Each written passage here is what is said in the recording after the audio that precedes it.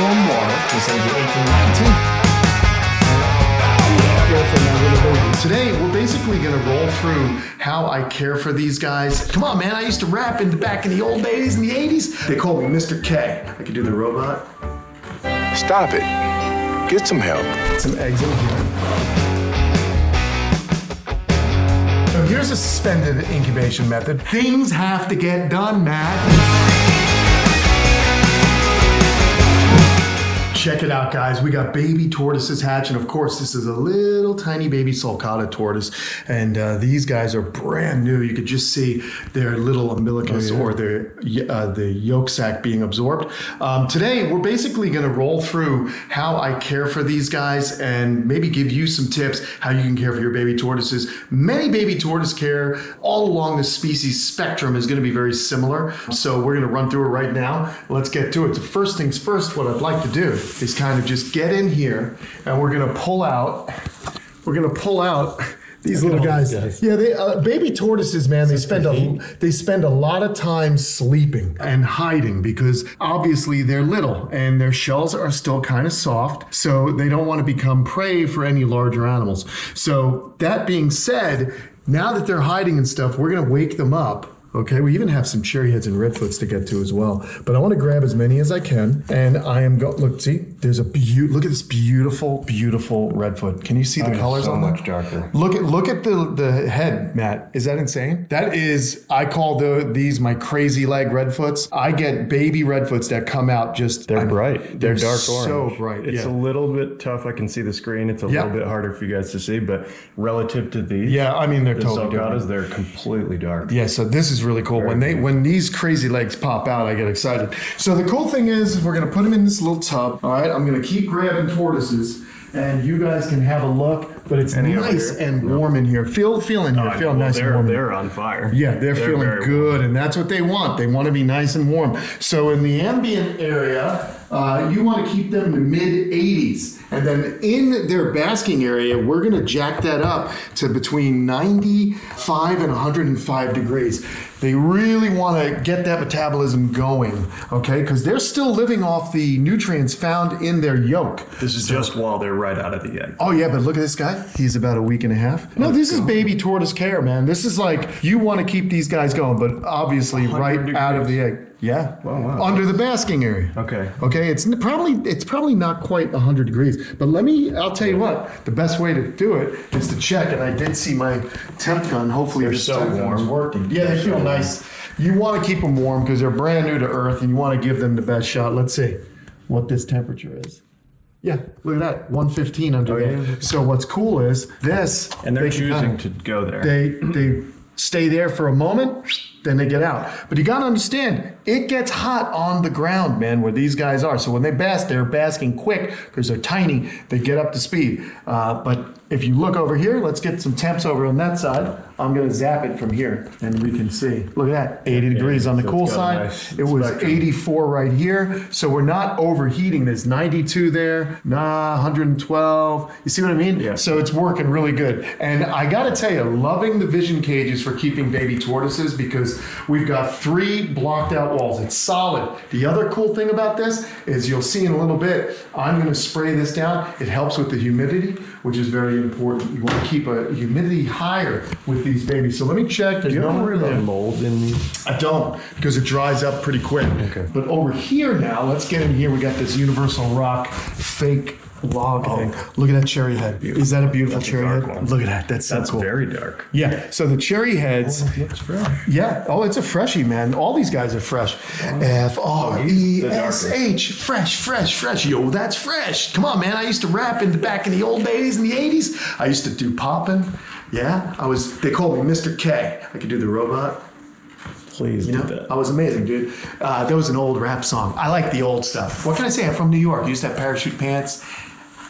Yeah, baby. Anyway, we got some tortoises. What's that? Please dig up a video. Oh, dude, there's a video. I danced at my brother's wedding in 1986. So here is a cherry head. Here is my little crazy legs redfoot tortoise. Now look at the bottoms. Bam! Whoa. See how different? So the cherry heads have that dark plastron. These guys have more of a creamy or yellowy past These are plastron. about the same days old. These guys popped on out of the egg the same time. It's awesome this time of year. It is party central here at Kamp Kenan with baby tortoises. So I thought, hey, let's do some baby tortoise videos. Look at these two. These are kind of smaller redfoots. Hey, get over here, you. Where are you going? About 2/4. I know, these guys are small. Sometimes the babies hatch out smaller, sometimes they're larger. But let's grab them. All right. Oh, these actually came out of smaller eggs. So we have our little guys. And what's funny about me is I get my sulcata tortoise babies earlier than a lot of people in the country. We're down here in Florida, and even within Florida, my tortoises just, I don't know what it is, they just breed early and they lay. And now we're going to add a little lukewarm water. Let's see what the temperature is of the water. That's the gun. Yeah, where's the gun? Gun's right here. I like to know these things so I can impart some wisdom to you. It's an important thing. 83 degree water. There you go. So that's room tempy, a little bit higher than room temperature. So what we're doing is we're just filling it enough to cover the bottom of their plastrons. And then what they'll do is if they're thirsty, they're going to drink. But I'm going to leave them in here for a little bit while we service the enclosure, because what we're trying to do is make sure they're hydrated. Little tortoises dry out quick, even though they're reptiles. Saving moisture is important. Many tortoises, like the sulcatas and all the testudo, the Greek tortoise, that whole group of tortoises, leopard tortoises, radiated tortoises, they live in drier kind of environments. So look at this. Crazy likes he's having a drink. See that? This isn't enough to cause an issue. What do you mean? Like they couldn't. Well, if they flipped over, Right, it's possible, but I don't fill it too much. So it's always good to stay around so you can kind of check them out and make sure. And look how fast that guy's going. They're flying. Holy smokes! That's his name, Turbo. There goes Turbo. Right out of the head. Yeah, that guy's pretty good. So anyway, what I was talking about is they can dry out really quick, and you don't want that to happen. That's why what I do is I make sure that in their habitat, we're going to put this back down. In their habitat, we have sphagnum moss, right? So this is a new thing I'm doing. I took the sphagnum and I put water in here. And so the water, kind of soaks the sphagnum and it wicks up and provides humidity. Let's get some more water in here. Okay, we'll fill this back up. So as the heat is introduced, it kind of works its way up. Yeah, and what you're doing is you're creating an ambient humidity as well. So you want the humidity to kind of be, greater than 60% for these guys. So I'm trying to do that. This little sphagnum got in here. We're going to dump that out. I don't mind, no big deal. And then I'm using fresh water here. All right, for when they come back in, they got little waters. Let's just do that. All right, so I don't know. I like a couple of little water balls. The next thing I like to do, friends, is I get this spray bottle here. I get this pump spray. And what you do, what you have to do is you got to pump it up. You pump it like this. Yeah, that's what I do. Sorry, it's my Schwarzenegger impersonation. And then basically, we just get to town. So I just spray down in here. We got sphagnum in there. You see where these guys were found? They're hiding. There's more humidity in those hiding areas. They're looking for microclimates. And these microbiomes, or microclimates rather, are going to be places where these little guys are going to find that Goldilocks zone that they want to be in, that they want to hide in so they feel comfortable. They can stay they don't desiccate, they don't get too dry. And then usually tortoises are active during the nice parts of the day. Like, since these guys mostly are from tropical places or desert places, it gets very hot midday. So what are most reptiles doing? They're hiding, because as we know, too hot can be a problem. So these guys come out and they're a little bit crepuscular. I love that word. I've said it many, many times here on the channel. Crepuscular means they're active at dawn and dusk, which are the times of day where it's not so hot and these guys can get their jobs done, going about, looking for food, doing things like that, being secretive. Baby turtles are very secretive.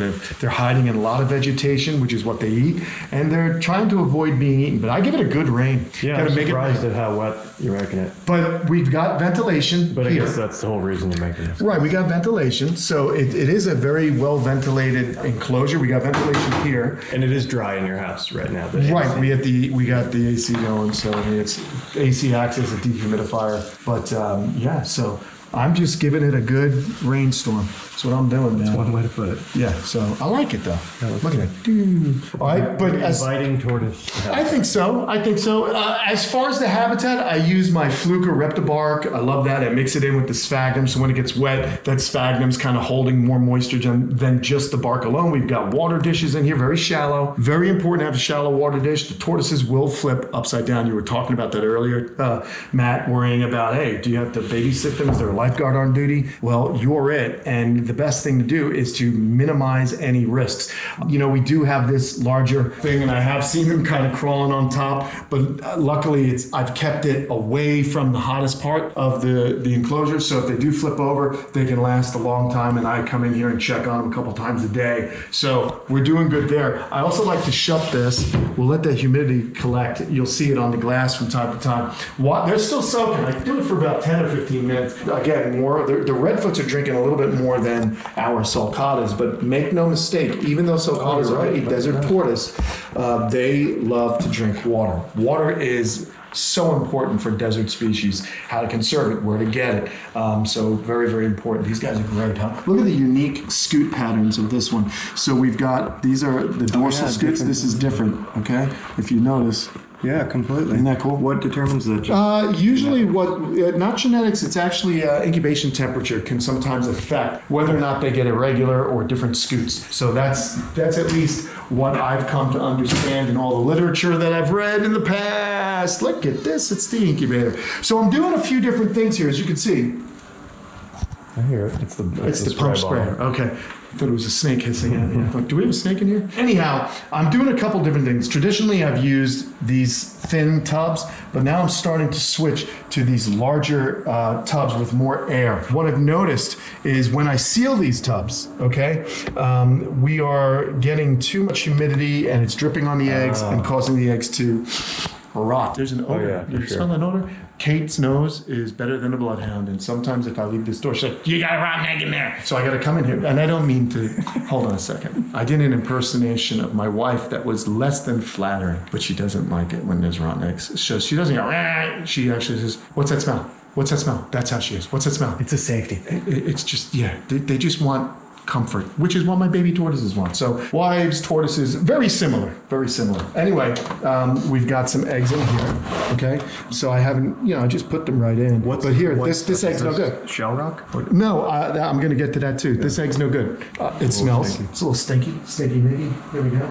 What I'd like to do is find I'm taking these mealworms from Fluker out, these freeze-dried mealworms, and I'm using the shipping box to collect our rotten eggs. So this is what we're doing today. Things have to get done, Matt and friends out there. This is what I do, man. We got to make sure everything's looking good and smelling good. So anyway, experiment. I keep these open now. I'm not latching them. So you were asking about this stuff. It's not shell rock. It's actually called perlite. It's a styrofoam product, and they use it in horticulture to help you mix it in with potting soil or soil to keep it from compacting. So that's what that is. But what we found out as our nerdly dudes is that it's a good substrate for incubating eggs. It retains moisture, which is good, and it's clean. Styrofoam is it's basically a styrofoam. Feel that? Okay. It almost feels like a little gravel, which is surprising. It feels granular. So we got that. I'm just checking here now.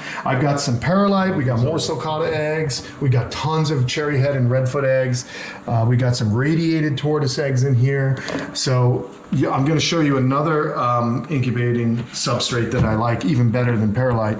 Well, actually, that's the vermiculite, but I'll get you a better view. I just want to check everybody. Yep, nothing hatching in there. Nope. Nothing. Okay, so there's a couple of different things you can do for hatching, and I'm trying everything, okay? So right here is the latest eggs that I got out. These are some sulcata eggs, but you see that? That's called vermiculite. I ordered it on Amazon because sometimes it's difficult to find in your home supply stores, but I got it off Amazon. I got like a big old bag of it. I have been using this for years. What exactly is it? It's another horticultural, product. I don't know. It's made out of vermiculite. I don't know what else to say, but it performs the same job as the perlite. It keeps soil from getting impacted and retains moisture. So it's good for us to use when incubating eggs. So there's that. We've got our sim method, not necessarily the actual sim container, but the sim method, which is suspended incubation method. So you've got your tray, the floating and then trays. you got a Okay. tray, and then you have some water. The water evaporates, creates humidity inside the chamber, similar to this. This is a proper sim container. So I've got them ready because we're just going to be getting eggs over the next few weeks. I mean, it's just incredible. But as I look in here, friends, we actually have some babies popping out. So let's have a look at who we got here. Okay. Oh, wow, look at the pattern on that. Yeah, Oh, so this is, one. yeah, I know. I'm going to show you everything. See, that's the thing with Matt. Matt gets so excited, people. Matt is like, what's great about having Matt is the guy that is new. He's new at all this. He's just learning, and maybe some of you are just learning as well. And I want you guys to be excited. I get excited still, but there is something wrong. I've been saving this baby to show you. Look at this. Heartbreaking to see that. He's got what if this were on a human on their lip, it'd be called a hair lip, but he's got what's called a hair shell. Is this a common thing? I've not seen this, but here's the deal. Is there a chance he might survive? Oh, I think so. I think a very good chance. Yeah, this is an animal that just for whatever reason, that's definitely genetic. He's gotten himself kind of that strange shell, but we're gonna keep an eye on him. I'll treat him like every other baby. In fact, let me see his belly. Flip him. Yeah. He's probably due. Yeah, he's ready to go into the nursery here. Determining that by how much of the yolk is absorbed. Correct. So that is not. He's ready to go in the nursery for sure. Okay. But let me see what this one. This one I would keep because it's just not absorbed enough. And what happens is they kind of callous. Yeah. So because they're very vulnerable here. So if you set them up too early, they could tear this and they can bleed. So the guy you just put down, what's the back? Those are irregular scoots. Very, very irregular. Yeah. He's irregular, which is okay because I'm a little irregular from time to time. We're both we like things a little different. Let's put these two in here, and then I'll show you something else because I don't think you caught it, Matt. There's some stuff happening here. We'll give this guy a drinky. I don't know. What do you think we should call that dude? He's going to probably stick around. I will not sell that little guy. Yeah, that's cool. I'll just keep him as a little mascot here and raise him up. But the rest, these guys are for sale, I mean, he's got a broken back. He should be called Matt. Matt's back is messed up. Yeah, we'll call him Matt. Nezzy. There he is. Look at him, man. Matty Nails. Yeah, Matty Nails. All right, so check this out. We're leaving this one in here, but we have some interesting things happening, Matt. Do you notice anything with some of the eggs here, buddy? What are you looking for? Oh, this one's about to start hatching. They're hatching. It's almost breaking out. They're hatching. So this is what we call pipping. And so the egg is just been broken by his little egg tooth, and there is a little baby. And I like There's a specific part that causes the first break? Do you see that little kind of, what would I call it? They call it a caruncle or an egg tooth, but it's a projection right at the tip of their face. Yeah. That actually, as they grow, they start kind of moving their head back and forth, and it creates a bit of pressure, and they're able to break out of the egg from the inside. So these two right here, an egg tooth, these two here are just pipping. So over the next few days, look at that right there. So that's what it'll be over the next few days. Over the next few days. No. Okay. And then look at this. This is probably 24 hours after pipping. We get a leg out. No way. Yeah, isn't that cool? So that is very cool. You can literally see the egg sticking out. The leg, I mean. The leg. Yeah.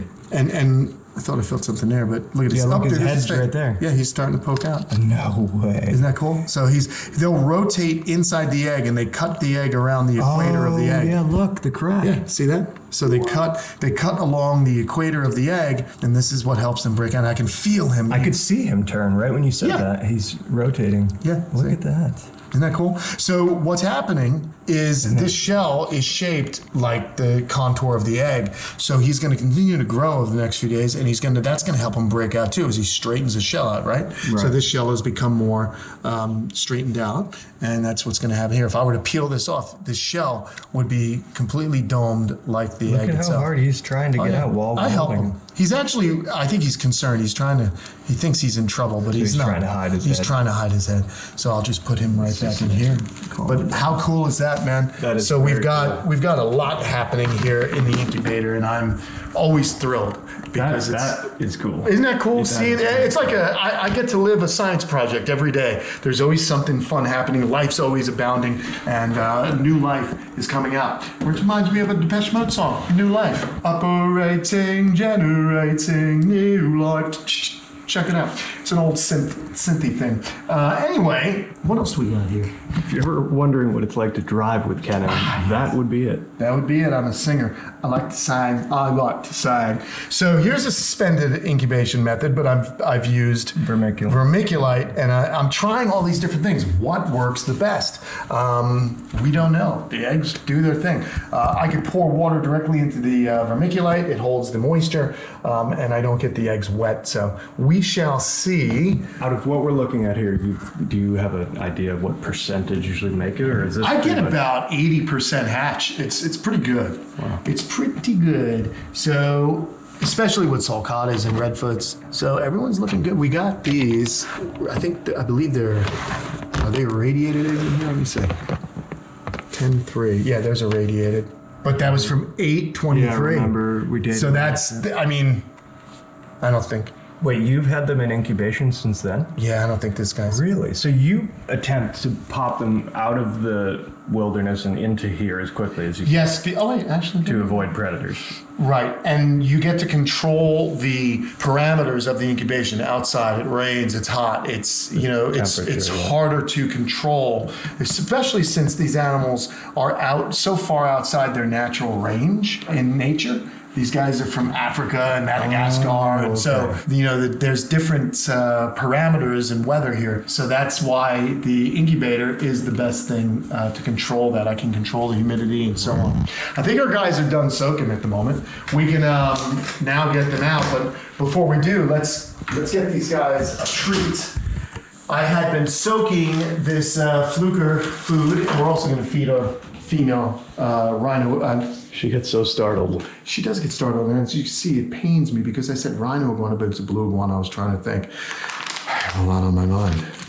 But today's video is not about her. It's about these guys. So I'm just going to take this nice soaked Fluker Tortoise. So you opened this earlier. I opened it earlier. In the bag. That is correct. And now I've rehydrated this vegetation, these vegetables. Looks tasty. And it smells good. Yummy. Okay, let's put it in here. Look, what did I tell you? Yep. See how nice and humid it is? So I make a little indentation that they can climb up on. Now let's get some tortoises back in there, people. Let's go with our redfoots. And we'll get Matty Nails. Matty Nails is his name. There he is, Matty Nails. See how long That's he his name. survives. I hope he lives, man. Yeah. He's like your voodoo doll. That's awesome. All right, I like putting them right by the food so that they smell it, they can see it, because the redfoots, they'll hide, but these sulcatas, they're lunatics. They're out and about. I'm going to count how many sulcatas I have. I got 4, 5, 6, 7, 8, 9, 10, 11, 12, 13, 14, 15, 16, 17, 18, 19 sulcatas so far, and plenty more to come. Kenan H1 at Comcast.net if you're interested. It's funny, like I never consider myself a breeder because the tortoises do all the work. All I do is I'm a boutique breeder. How's that? I'm not like a big breeding operation. I just let these animals do a thing. Look at this now. Here's the cool stuff. I can put baby tortoises right down in the food, and what do you see them doing? They're eating it. So it's really, really awesome that my animals are so happy. Immediately, within days of hatching, these guys are just chowing down. That's always the best thing. Good sign. It's a very good sign. It means that our husbandry is good. It means these animals are acclimated, they're happy. We got little poops that are happening here. This is what the water will do. It stimulates them to go to the bathroom. Does it? Yeah, okay. Just like humans, man. You get a little wet, you go to pee. I don't know. It just kind of happens. You hear a waterfall, you gotta go. Gotta go, dude. Gotta go. So, we're putting these little dudes back in. Life is good. Oh, this is so fun. I love... Who am I? I'm going to do an impersonation. I love my job. I'm Greg the Pond Guy. All right, there you go. Everyone's moving about, doing their thing. All these guys are going to wander around, find out the food. Look, this guy's just found the water. Oh, that's Turbo. Go, Turbo. He's falling. Let's see him get up and over. Come on, Turbo. You can do it.